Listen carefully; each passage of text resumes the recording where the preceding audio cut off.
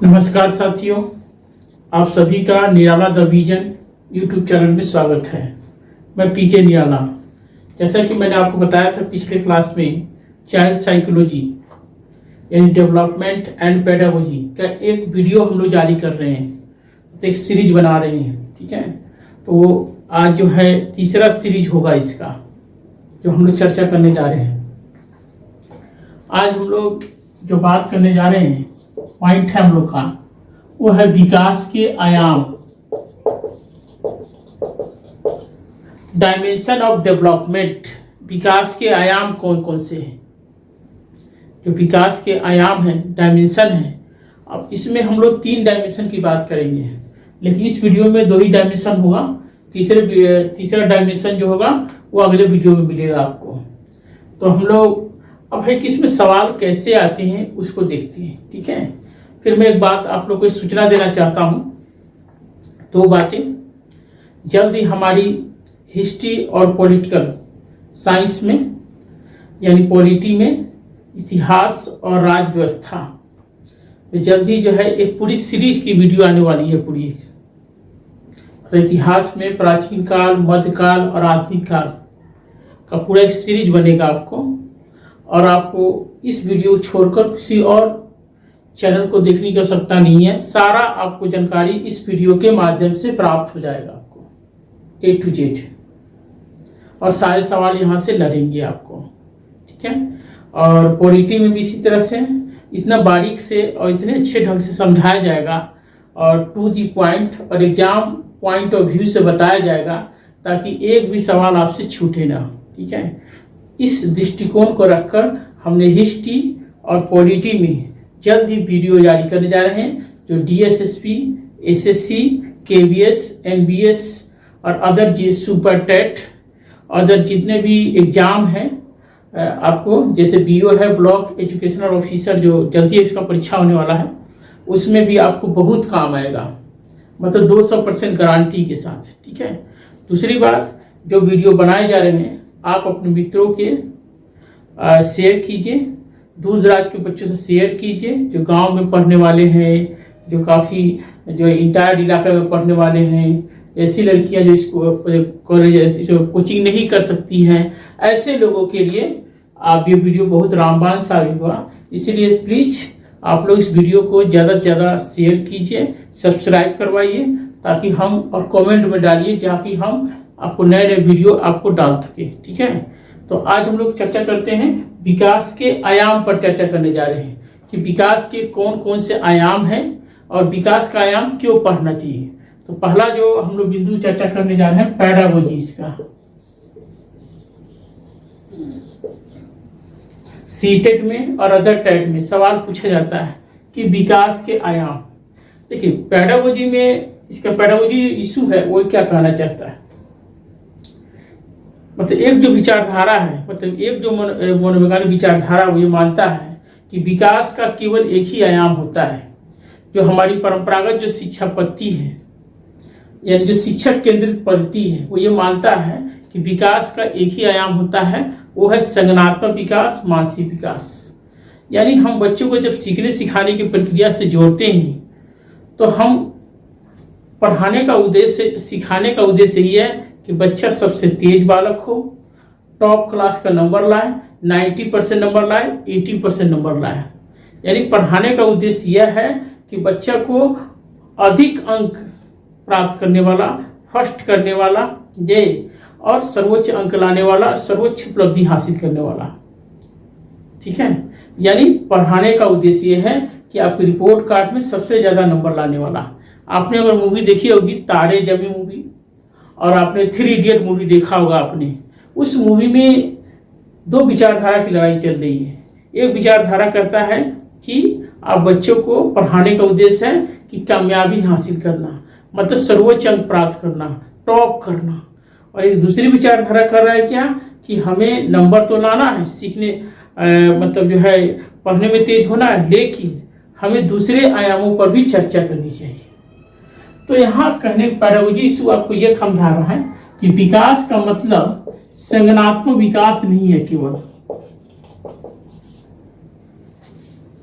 विकास का मतलब केवल संज्ञानात्मक विकास नहीं है, यह संज्ञानात्मक विकास का मतलब है मानसिक विकास।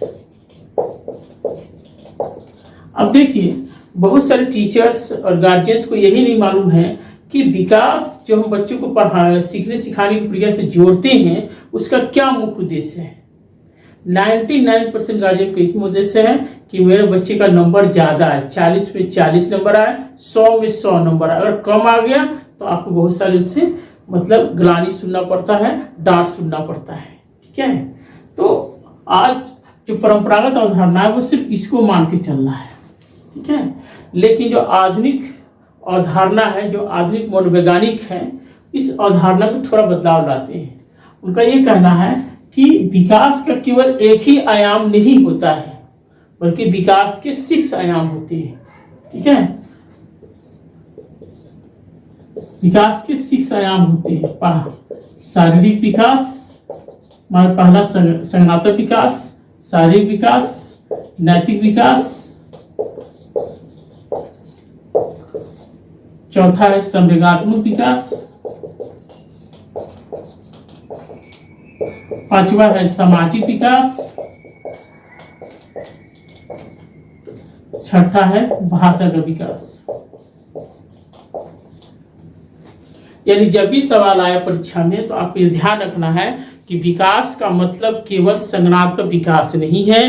विकास का मतलब ये नहीं है कि बच्चों को मतलब जो है तेज बालक बनाना, केवल ये नहीं है, बल्कि विकास का मतलब संज्ञानात्मक विकास के साथ साथ उसका शारीरिक विकास भी करना है, फिजिकल डेवलपमेंट भी करना है, उसका नैतिक विकास भी करना है, उसका संवेगात्मक विकास भी करना है, उसका सामाजिक विकास भी करना है, उसका भाषा का विकास भी करना है। ठीक है, तो एक पेडागोजी इशू आपका क्लियर हो गया। इस पर बहुत सारे सवाल आ चुके हैं परीक्षा में। ठीक है, तो आपको ध्यान रखना है इस चीज को।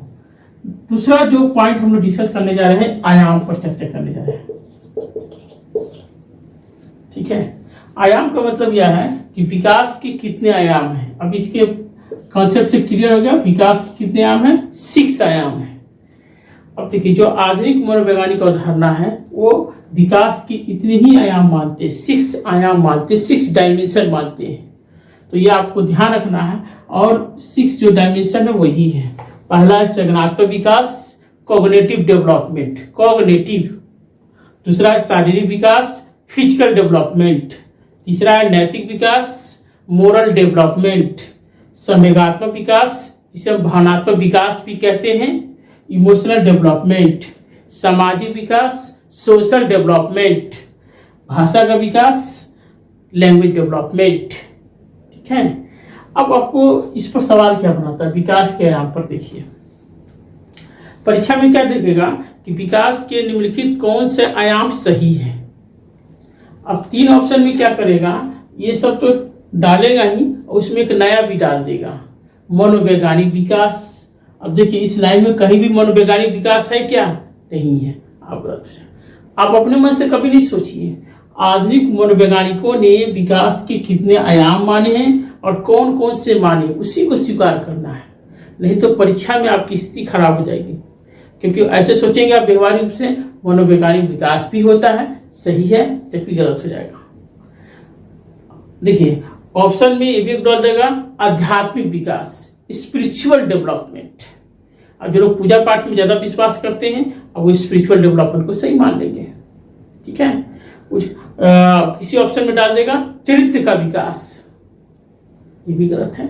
गलत नहीं है, लेकिन इसके अकॉर्डिंग में विकास में कोई आयाम नहीं है इसके। ठीक है, तो जब भी आप सवाल बनाएंगे इंग्लिश और हिंदी दोनों को पढ़ के और जो दिया गया है उसी को, अक्सर सवाल जरूर आता है इसमें से, और बड़ा बारीकी से शब्दों को डालता है और आपसे गलत करवाने का प्रयास करता है।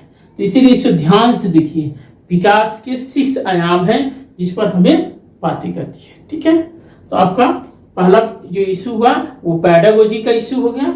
दूसरा इशू हो गया आयाम, आयाम को लेकर कैसे सवाल बनते हैं वो बता दिया आपको। ठीक है, तीसरा जो मतलब पॉइंट है वो है संबंध,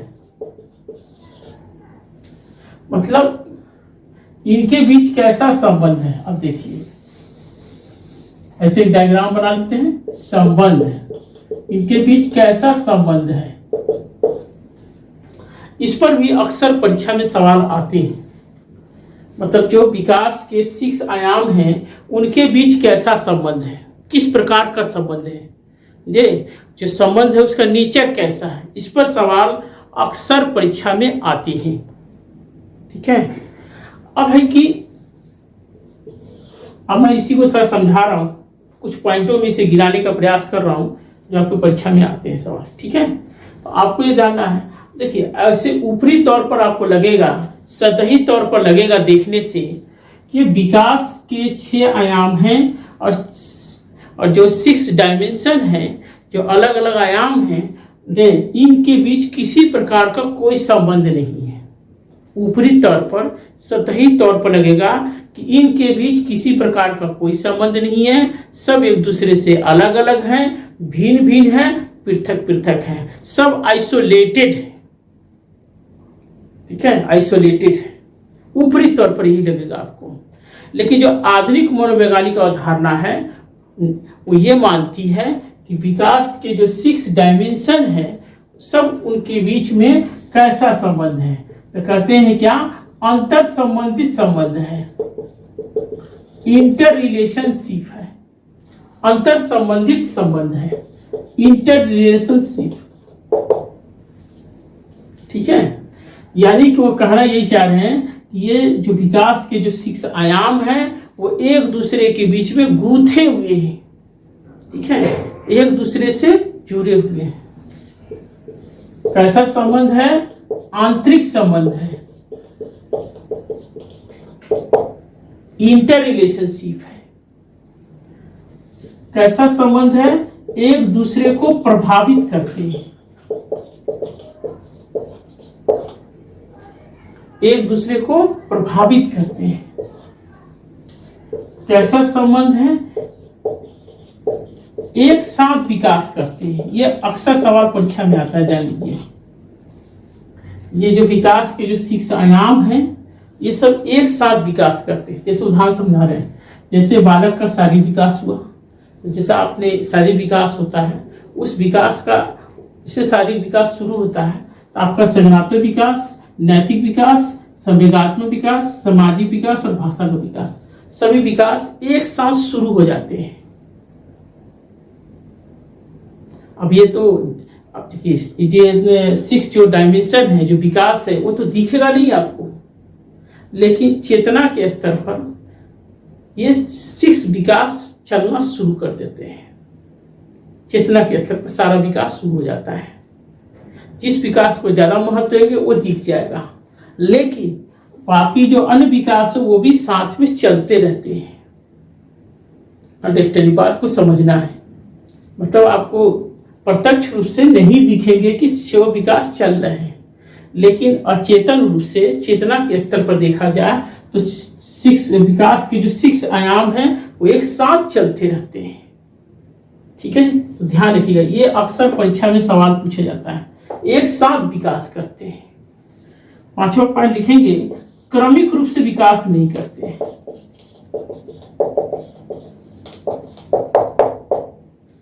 क्रमिक रूप से विकास नहीं करते। क्रमिक का मतलब है ऑर्डरली। ये नहीं कि पहले साल संज्ञानात्मक विकास कर रहे हैं, दूसरे साल शारीरिक विकास कर रहे हैं, तीसरे साल नैतिक विकास कर रहे हैं, चौथे साल संवेगात्मक विकास। ऐसा नहीं होता, क्रम बाई क्रम नहीं होता है, स्टेप बाई स्टेप विकास नहीं होता है। वो तो इसका ठीक उल्टा है। विकास एक साथ होते हैं, क्रम से नहीं होते हैं। कॉस किया हुआ, ध्यान रखिएगा। विकास कैसे होते हैं, एक दूसरे को प्रभावित करते हैं। विकास कैसे होते हैं, उनके बीच में आंतरिक संबंध होते हैं, एक दूसरे से गूंथे हुए रहते हैं, एक दूसरे से अंतर संबंधित संबंध होते हैं। ठीक है, एक दूसरे से पृथक नहीं होते हैं, पृथक नहीं होते हैं, भिन्न नहीं होते हैं, अलग अलग नहीं होते हैं। ठीक है, इस पर अक्सर परीक्षा में सवाल पूछे जाते हैं।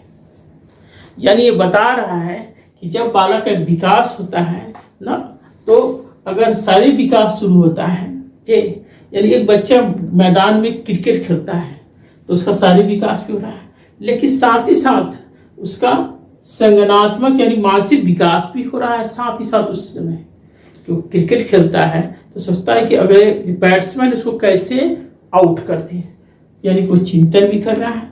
साथ ही साथ क्या हो रहा है, इसमें नैतिक विकास भी हो रहा है, यानी खेल को हार या जीत में नहीं तोल रहा है, खेल को खेल की भावना से खेलना है।